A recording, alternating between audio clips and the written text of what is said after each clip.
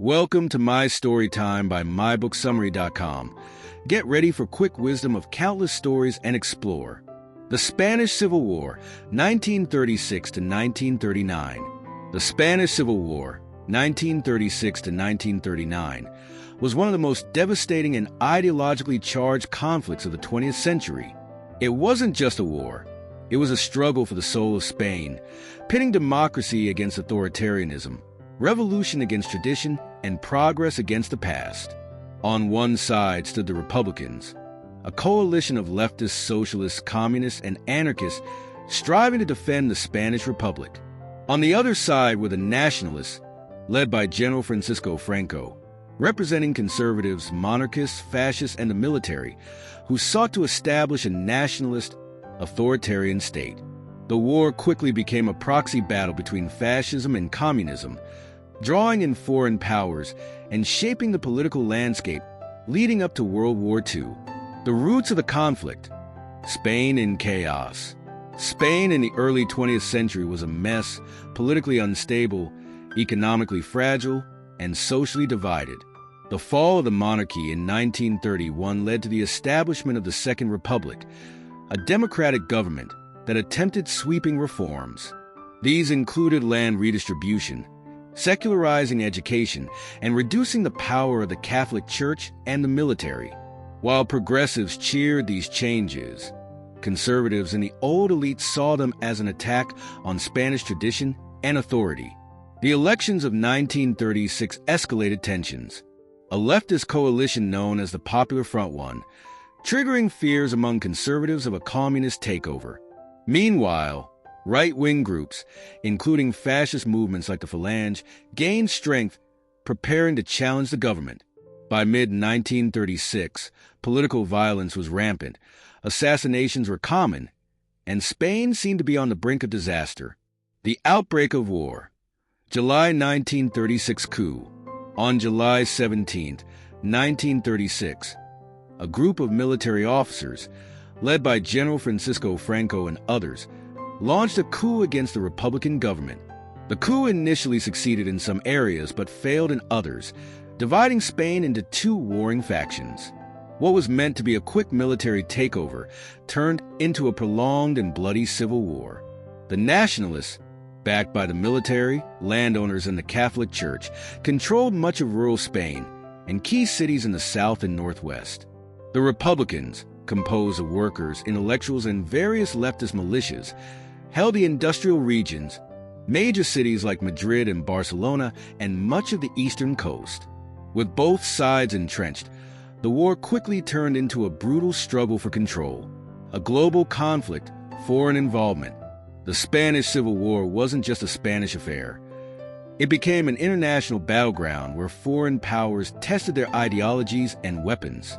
The Nationalists received significant support from Nazi Germany and Fascist Italy.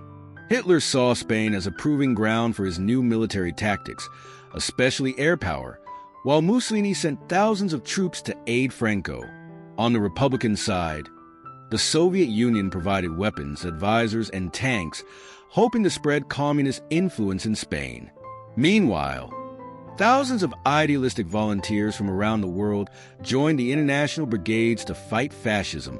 Writers like George Orwell and Ernest Hemingway reported on or fought in the war. See it as the ultimate battle between freedom and tyranny. Despite these efforts, the Republican forces suffered from internal divisions, with anarchists, communists, and socialists often clashing as much as they fought the Nationalists. The major battles and turning points.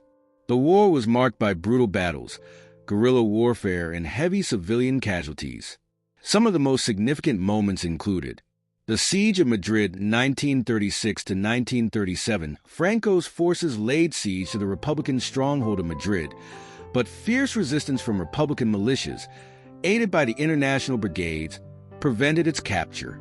The Battle of Jarama, 1937, a key Republican victory that stalled the Nationalist advance toward Madrid.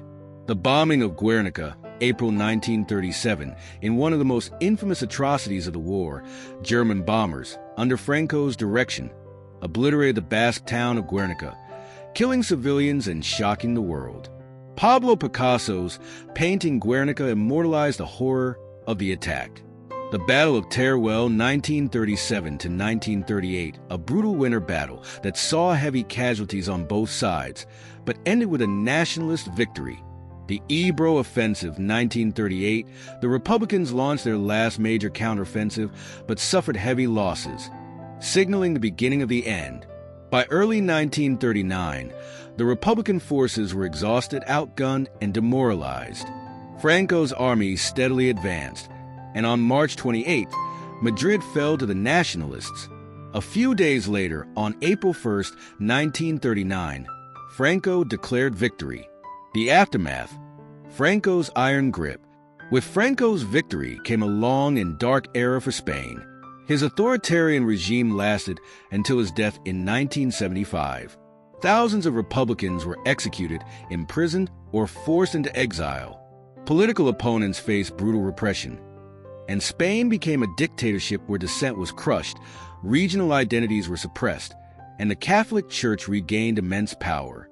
While the rest of Europe was engulfed in World War II, Franco kept Spain neutral, though he sympathized with Hitler and Mussolini. After the war, Spain was isolated but gradually gained international acceptance during the Cold War as a bulwark against communism. Legacy and impact.